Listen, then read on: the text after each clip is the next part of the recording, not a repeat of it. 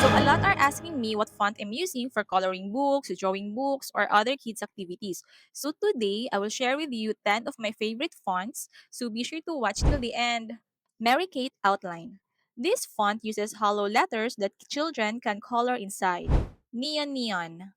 This font uses thin outline letters for short titles. Blueberry Outline. This font uses rounded outline letters with space inside for coloring. Londrina Sketch. This font uses sketch-style outline letters. Horizon. This font uses block outline letters with wide spaces inside. Siphon Outline.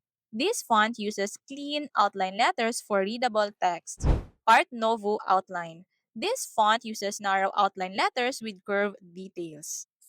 Rubik Puddles. This font uses bubble-shaped letters with open spaces for coloring. Dingo Stamp Outline.